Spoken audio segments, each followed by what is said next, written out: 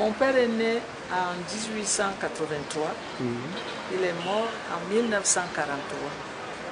J'avais 2 ans et demi. Mon petit frère, là, avait 6 mois. Et du premier lit, sa première femme, dont les enfants et petits-enfants sont là, est morte en 1938. Et papa s'est remarié avec maman le 6 janvier 1960. Tout cela est dans la galerie des souvenirs. Et du premier lit, il a eu 2 enfants. Le prince Jean Dengatanda, dont la tombe est au milieu, c'est-à-dire la deuxième à partir de la droite. Et puis la princesse Katharina, que mon père avait envoyée en Allemagne à 10 ans, à Hambourg. Elle a rejoint mon père en exil à Madrid. Elle avait 17 ans. Comme je vous ai dit, sans le savoir, c'était un pur produit allemand.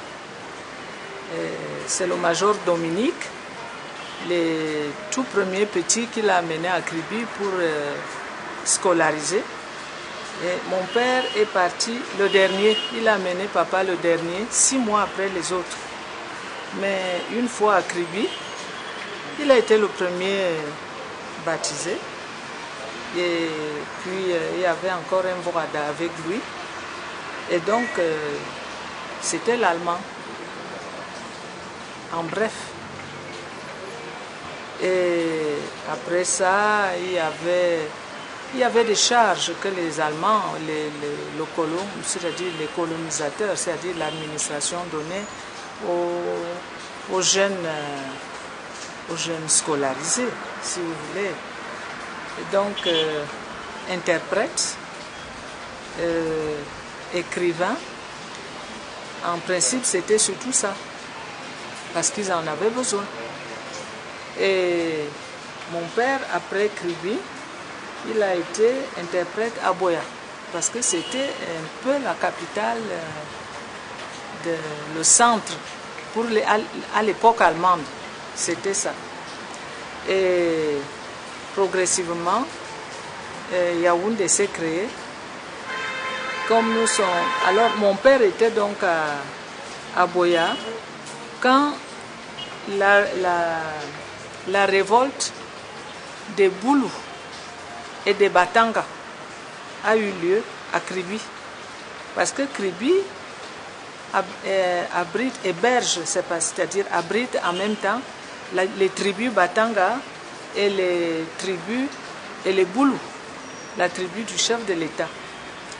Donc, mon père, qui vient donc à Yaoundé pour aller de Douala, il passe par Douala, il rencontre donc ses maîtres désemparés qui partaient maintenant pour rester soit à Douala, soit à Boya, au Cameroun occidental.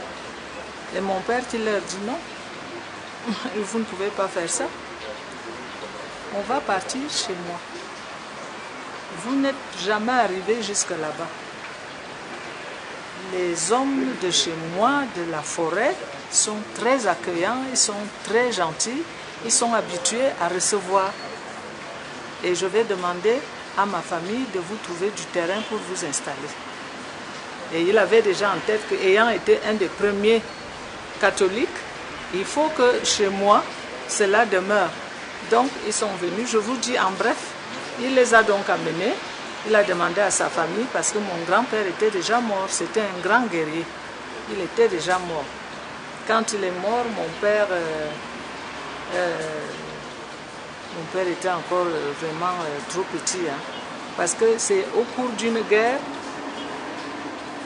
il a gagné le combat, mais il était fatigué. Et comme ici, quand on devait aller en guerre, les chefs de guerre allaient garder leur famille chez des amis loin d'ici. Ça fait que là-bas où il y a des collines, les collines de Elumden, c'était un grand ami à mon grand-père qui était là-bas. Il s'appelait lui aussi Atangana Ntsama. Et vous verrez tout de suite pourquoi mon père s'appelle Charles Atangantsama. Donc, sa jeune femme était enceinte de papa. Bon, il a amené tous les biens, on appelle les biens, les femmes, les enfants, les vieux et tout. Il a amené tous les biens de mon grand-père à Elumden, chez son ami. Et pendant que papa faisait la campagne, sa femme a accouché. On donne le nom à qui? Le monsieur a dit non, je vais attendre, même si j'attends 10 ans, quand il sera de retour, lui-même donnera le nom. Et en attendant, il l'a surnommé le fuyard, c'est-à-dire celui qui a fui la guerre. Itutu, c'est-à-dire celui qui ne fait que fuir la guerre. Et donc, quand la guerre est finie, il amène donc le petit, il lui dit ça, et mon grand-père qui lui dit, comme tu as bien gardé mes biens, mon cher ami, ce petit fuyard va porter ton nom.